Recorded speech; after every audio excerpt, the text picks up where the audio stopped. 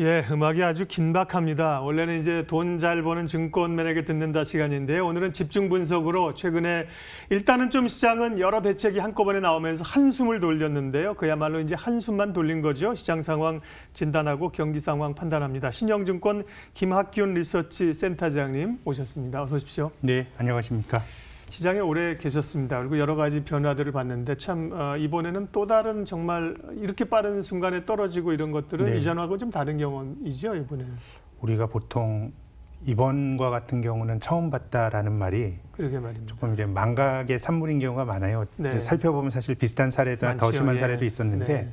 이번은 정말 처음입니다. 그러게 말입니다. 이렇게 주가가 네. 고점을 찍고 떨어진 속도가 뭐 대공황 네. 때보다도 더 초기 국민은 빠르니까요.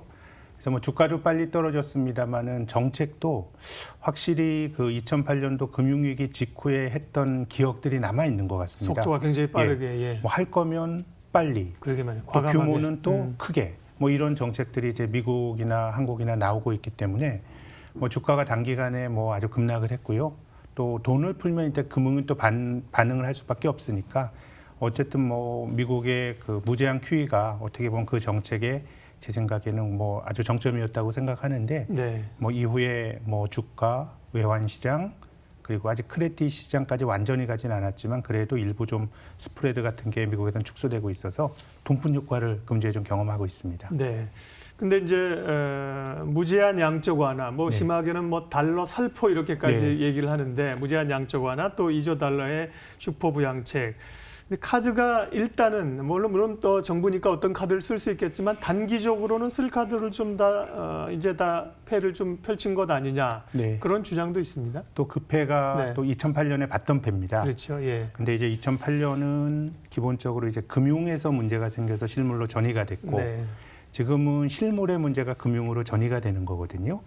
이제 실물 경기가 얼마나 나빠질지 우리가 가늠하기는 힘들지만 네. 뭐 상당히 뭐 한 2주 전만 하더라도 미국 경제가 성장률이 꽤 많이 둔화되지 않을까 생각했는데 지금 뭐 마이너스 성장 얘기로 나오니까 저는 주가라고 하는 게 뭐 단기간에 미국 시장도 약세장으로 가면 S&P 500 지수가 50% 떨어집니다. 네. 근데 지금 단기적으로 한 35% 가까이 떨어졌으니까 상당히 나쁜 것까지 주가가 반영한 건 맞습니다만은 이제 이후에는 이제 그 소위 얼마나 나빠질까 이제 코로나라는 것 자체가 언제까지 이제 통제 가능한 영역으로 갈 거냐 뭐 그런 것들이 중요할 것 확인하는 과정이 같은데 필요하겠죠. 어쨌든 다르긴 달라요. 네. 예전에는 금융에 돈 풀면 네. 금융의 돈맥 변화가 완화가 됐는데 지금 실물 쪽에 문제가 있기 때문에 조금 그 처방이 중기적으로 통할지는 제 생각에는 한 반반 정도 확률로 보고 있습니다. 네.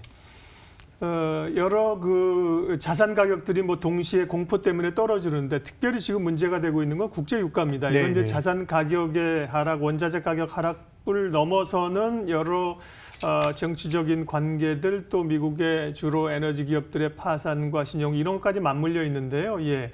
유가의 흐름 혹은 시장에 미치는 중요성 좀 평가해 주세요. 뭐 제 생각에는 한 2주 전만 하더라도 네. 유가가 굉장히 키팩터라고 생각했는데요. 예. 지금 뭐 경제 활동이 다 멈추다 보니까 이제 유가도 부분적인 하나가 되긴 했는데 네.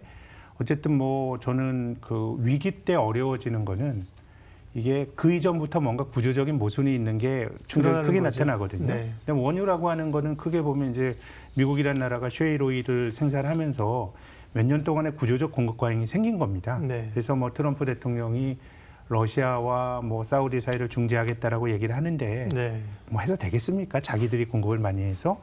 그래서 뭐 아직까지는 유가 역시도 좀 기술적 반등의 영역이 아닌가라는 생각이 들고 뭐 특히 이제 국제 원유 기업 같은 경우 에너지 기업은 지금 미국 정크본드 시장에 많이 포진이 돼 있기 때문에 그런 기업들의 재무 리스크가 커지게 되면 또 금융의 신용 경색으로 될 수가 있는데 근데 지금은 그 에너지 기업뿐만 아니라 다수의 기업들이 지금 문제가 되고 있기 때문에 한 2주 전까지만 하더라도 이번 사태 핵심이 원유고 네. 유가가 리바운드 하게 되면 뭔가 좀 이제 해결이 되는 어떤 그런 상징물로 예. 봤었는데 지금은 그냥 많은 것들 중에 하나가 된 느낌입니다. 그 말은 이제 유가 변수가 떨어져서 좋다는 게 아니라 더 광범위하게 전 분야로 확산이 되어버렸기 나쁜 때문에 것들이 너무 많은 것 같아요. 그렇기 때문에 예. 국제 유가가 미치는 영향력이 상대적으로 예. 줄어들었다는 말씀입니다. 보면 뭐 상업용 예. 부동산도 챙겨야 될 그러게요. 것 같고 뭐 레저라든가 항공이나 이런 것도 이제 원유 에너지 기업보다 부채를 더 많이 예. 지고 있는 업종들이니까요. 그래서 뭐 조금은 이제 좀 취약한 그런 기저 질환자들이 좀 많아진 느낌입니다. 결국은 공급 과잉이죠. 이제 경제가 이렇게 공급 예. 사이드 과잉이 해소가 안 되고 끌고 오다 보니까 돈은 넘쳐나고 그게 또 이제 네. 좀 부담을 주는 거죠. 이게 장기적으로 보면은요. 네. 저는 지금 관료들이 2008년도 그러니까 자본주의라고 하는 거는 잘못한 경제 조치가 벌을 받는 거죠. 네. 그게 어떻게 보면 경쟁의 논리입니다. 2008년도에 리만 브러더스가 파산한 거는 아주 투기를 한 금융기관이 파산한 겁니다. 예. 근데 리만 브라더스를 날려봤더니 세상이 충격이 너무 너무 큰 어수선해지고 거예요. 예. 그러니까 관료들의 괜히 날렸다. 네. 뭐 자본주의의 질서를 세운 것도 아니거든요. 이후에 다 살려줬잖아요. 맞습니다. 이제 그러다 보니까 결국은 저금리가 지속이 이제 되다 보니까 어려운 기업들도 연명을 하게 되고요. 전 자본주의에서 불황이 주는 미덕은 어떻게 보면 비효율적인 경제 주체가 퇴출이 되고 맞습니다. 네. 살아남은 기업들이 남아서 그 시스템이 효율적으로 되는 건데 지금 돌아가는 형국으로 보면 큰 기업들은 다 살 것 같은데요. 대만은 다 살아요. 앞서 다 잠깐 지원받아서. 방송 전에 예. 저희가 잠깐 얘기했던 것처럼 이제 좀비를 양산하는 거죠. 그렇죠. 예. 예. 근데 이제 문제는 네. 뭐 기업에 충격이 있을 수 있다고 치자고요. 예. 그래서 뭐 그걸 살릴 수 있다고 치고 그럼 이번 위기에 쓰러지는 게 누구냐 하면 지금 위기의 속성은 서비스업이 타격을 많이 받는데요. 네. 우리나라만 하더라도 GDP에서 서비스업이 차지하는 비중이 60%가 됩니다. 근데 대부분 또 가게들, 가게고 자영업자들입니다. 자영업자잖아요. 예. 그러니까 기업들은 기본적으로 조직화된 주체고 캐시도 많이 가지고 있고 또 자기 손실을 입증할 수도 있고 그러니까 지원을 받을 수가 있거든요. 근데 지금 우리나라만 하더라도 정부가 선의를 가지고 중소 자영업자를 지원할 의지가 있어요. 근데 방법이 없잖아요. 네. 공무원들이 어떻게 돈을 맘대로 줍니까? 그러다 보니까 앞으로의 어떤 자본주의 미래라는 거는 크고 부실한 대마불산 다 살아남아요. 근데 아래측의 소비의 어떤 중심이 되고 소위 중산층이라고 하는 사람들이 흐물흐물 이번 국면에서는 퇴출이 될 가능성이 매우 높기 때문에 뭐 제 생각엔 돈 풀면 주가는 뭐 단기적으로 굉장히 빠르게 움직일 수 있겠습니다만은 길게 보면 조금 자본주의 자체가 좋은 세상이 되기보다는 뭔가 조금 경제에 좀 좀비가 많고 비효율적인 경제 주체들이 계속해서 네. 효율을 갉아먹는 그런 세상이 되지 않을까 걱정이 됩니다. 태풍이 꼭 나쁜 것만은 아니라는 거잖아요. 태풍이 오면서 이제 바다도 한번 이렇게 뒤집어 주고 이제 네. 나쁜 것들을 쓸어가는 건데 지금은 경제가 나빠지는 걸 참지 못하고 계속 지탱하고 이제 온 상황에서 지금도 똑같은 모양이 나타나고 있는 겁니다. 예. 김학균 센터장님 얘기를 들으면서 머리가 좀 맑아지는 느낌을 듣습니다. 그런 점에서 디테일한 얘기보다는 지금 말씀하신 쪽으로 조금 더 세상 흐름을 읽어가겠습니다.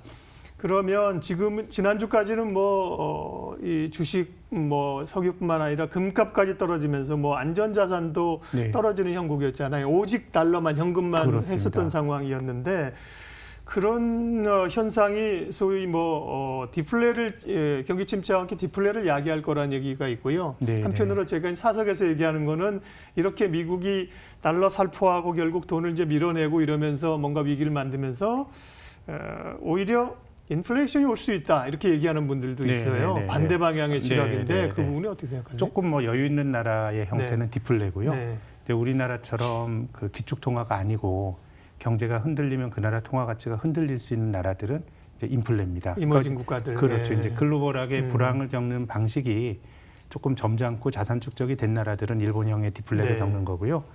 극단적인 사례가 이제 그 중남미에 있는 그런 나라들 예. 경제가 인플레 형태로 오는 건데요. 근데 어쨌든 단기적으로 보면 저는 주식도 중요하지만 환율이 참 중요하다고 생각합니다. 네. 이제 주가가 떨어진다라고 하는 거는 어떤 원인이 있어서 그 결과로 주가가 떨어지는 건데 환율이 올라가면서 원화 가치가 약해진다는 거는 거기서 다른 문제를 또 유발시킬 수 있거든요. 예. 우리나라가 교육해서 먹고 사는 나라인데 환율 올라가면 수출 기업 좋다고도 말하지만 기본적으로 한국 사람들이 글로벌 사회에 살아나가는데 코스트가 높아지는 거거든요. 근데 지금 한국뿐만 아니라 모든 나라의 통화 가치가 달러에 대해서 약했는데 네. 다행히 월요일 날 그 연준이 무제한 양적완 한 이후로 또 네. 우린 지난 주말에 한미 통화 수합까지 네. 했죠. 굉장히 다행스럽다고 생각합니다. 그래서 브라질이라든가 인도라든가 이런 환율들도 조금 그래도 안정이 되고 있어서 미국이 돈푼 효과를 이제 다른 주변국들도 자국 통화 가치의 어떤 약세 진정을 통해서 조금 보고 있는 거 아닌가 싶습니다.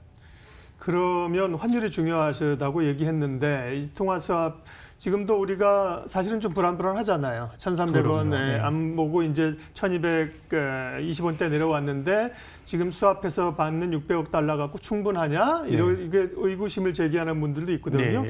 그렇게까지 안 가야 되는데 다시 이제 원화가 환율이 폭등하고 약세로 가게 네. 되면 정말 불안할 텐데. 그렇죠. 근데 네. 이제 연방준비제도 한국은행이 맺은 통화 수합은 예. 뭐 사실 미국이 저렇게 무제한으로 돈 푸는데 네. 한국에게 몇백억 불 더 주는 게 대수는 아니거든요. 네. 일단은 뭐 600억 불로 했지만 뭔가 이제 크레딧 라인이 생길 수 있다는 점에서 긍정적인데, 근데 문제는 이제 코로나의 함수라고 봅니다. 예. 뭐 한 4월, 5월까지 미국과 유럽의 경제 활동이 멈추고 그럼 경상수지 흑자 많이 줄어들지 않겠습니까? 달러 안 들어오고 이러게 되면은 그럼 뭐 통화 수업이 있다고 하더라도 환율 자체가 올라가는 건 막기가 힘들 테니까요. 그래서 뭐 어쨌든 코로나 자체가 조금 진정이 돼야 지금 보는 뭐 환율의 안정, 주식 반등 이런 것들이 조금 변동성이 아니라 추세로 이어질 수 있지 않을까 싶습니다.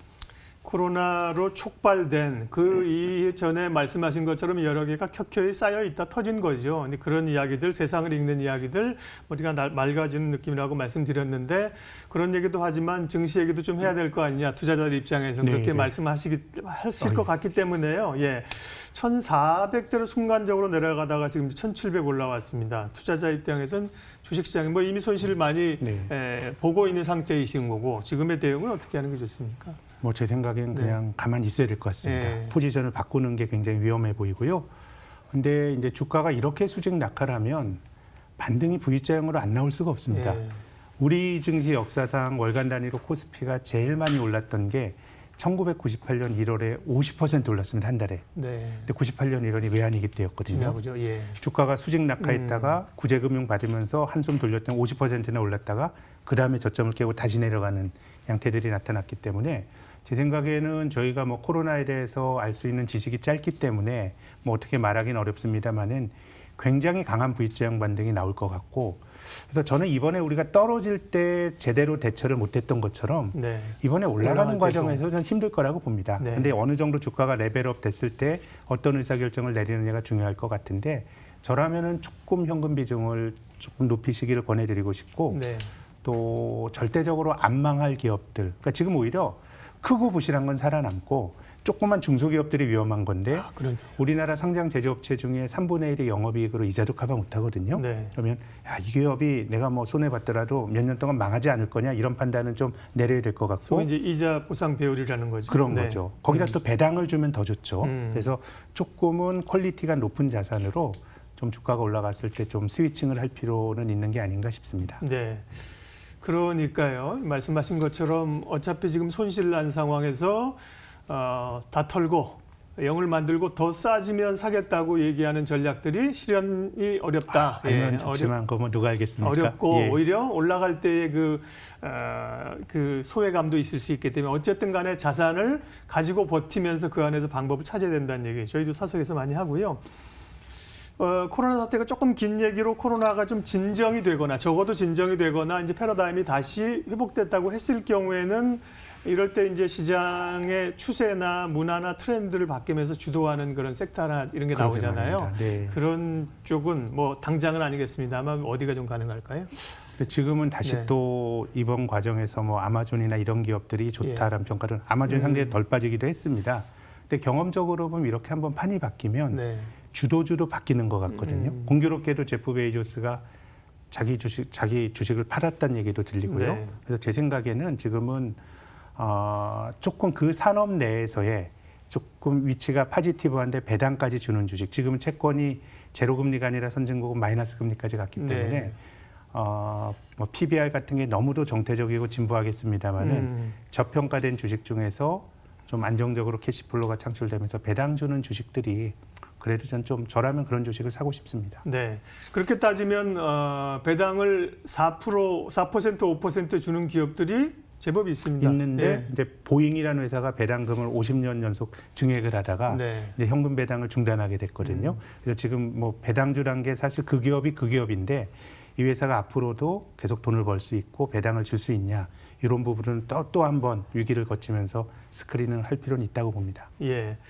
앞서 잠깐 말씀을 하셨는데 참 어렵네요. 그렇다고 이제 다 팔고 기회를 저점을 노리는 것도 쉽지 않고 손실을 가지고 버티는 것도 쉽지 않고 마지막으로 어쨌든 이런 과거의 경험상 충격이 1차적으로 하락하지만 조금 지나고 다시 충격이 오곤 하더라. 네. 2008년에도 그렇고 예. 그런 주장에 대해서는 안 가본 길이지만 어떻게 생각하세요? 네. 저는 좀 뭐 돈의 힘으로 지금 1차적으로 반등이 나타나는 것 네. 같고요. 뭐 주가 빠지는 과정에서 펀더멘탈 악화에 대해서 많이 좀 반영이 된 것도 있습니다만은 네. 앞으로 수치를 보면서 한 번 또 저는 조정 국면이 오지 않을까 이렇게 생각합니다. 예. 오늘 긴급 진단으로 김학균 리서치 센터장님과 함께 여러 가지 얘기를 좀 했는데요. 중심 잡으시는데 도움이 많이 됐을 걸로 생각을 합니다. 함께해 주셔서 고맙습니다. 네, 감사합니다.